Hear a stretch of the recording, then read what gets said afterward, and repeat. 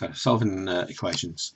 Best way to do these is to move everything away from the letter you need to find the answer for by doing the opposite operations. So we've got here 5p's take away 16 equals 4. So I'm trying to find out what the value of p is. So the opposite of take away 16 is add 16. And because we're going to balance this solving equation because of the equals, then we do the same to both sides of the equals. So to the right hand side we add 16, and to the left hand side of the equals we add 16. 5p's had nothing done to it, so it's still going to be 5p.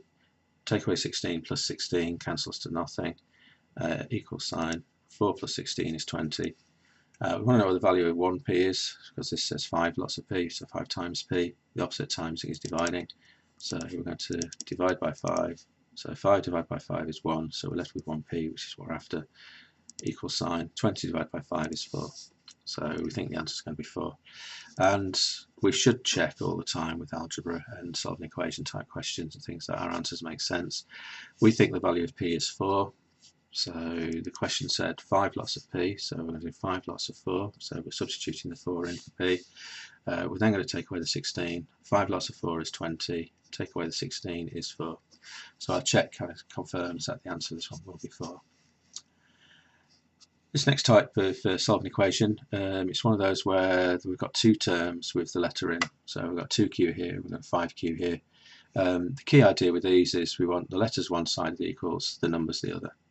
So again, we do things by moving opposites, and we always want to try and avoid making negative letters if we can. So if I took away 5q's from there to make no q's that side, then I'd have to take 5q's away from here. But that would be doing 2q take away 5q, which would create negative q's. So we try and avoid negatives when we can, keep things positive, particularly as the answer needs to be a positive answer. So we need a positive q value. So we are going to take away 2q from this side, and therefore we have to take away 2q from that side. Again, balancing the equals to make sure we do the same to the left hand side and the right hand side. This was positive 2q, although I don't write it, there is a plus sign in front of there. So it's positive 2q, so we take away 2q. 2q take away 2q is 0. That's the reason we did it. Still got a take away 4 here, so can't lose that take away sign because we've done nothing to it to cancel it or change it. We've got 5q's take away 2q's, which is 3q's, and then we've got plus 5 here. We've done nothing to the 5 yet. Now we need to get the numbers to move the other way, because letters have gone to the right this time, so the numbers need to go to the left hand side. So we leave q on its own and positive. So opposite of adding 5 is take away 5. Now the advice is that you always do the term with the letter involved last.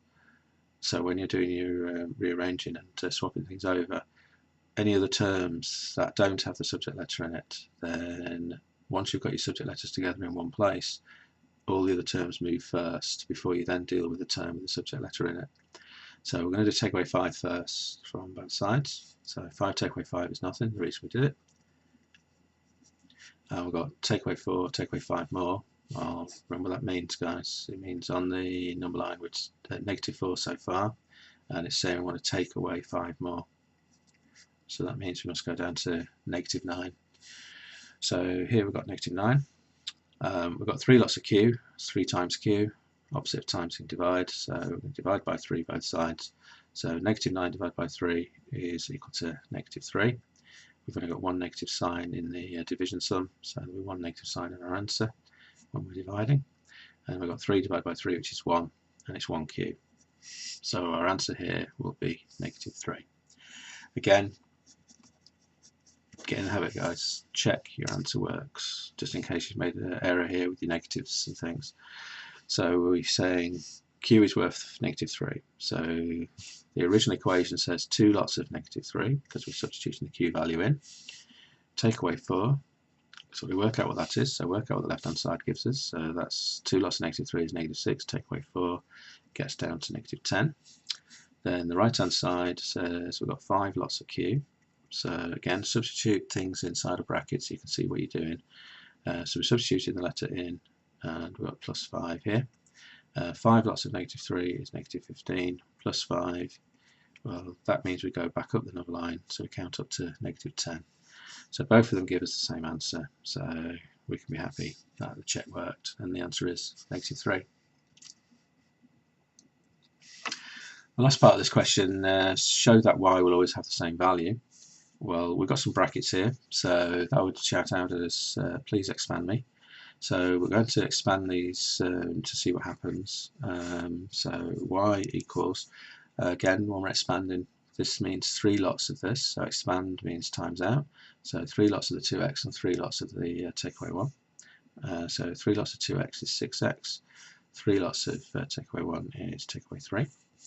Then we've got to be careful here. I tend to always think of this as -2 times, although it says takeaway, when you do them by expanding, it can be easier to think of it as -2 times each of these. So I've got -2 times 5, which is -10, and then I've got -2 times 3, it's +3, so it's a negative times a positive makes a negative answer when you're multiplying. So -2 times 3 is -6x. Then we've got some like terms here, so we can simplify.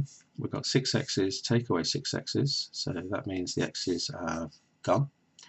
And then we've got take away 3, take away 10 more, which means we go down to -13.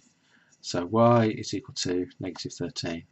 It's the same number, so it has to be -13, irrespective of what the x values are, because the x values means that it's going to cancel, because 6 lots of 20, take away 6 lots of 20 is 0.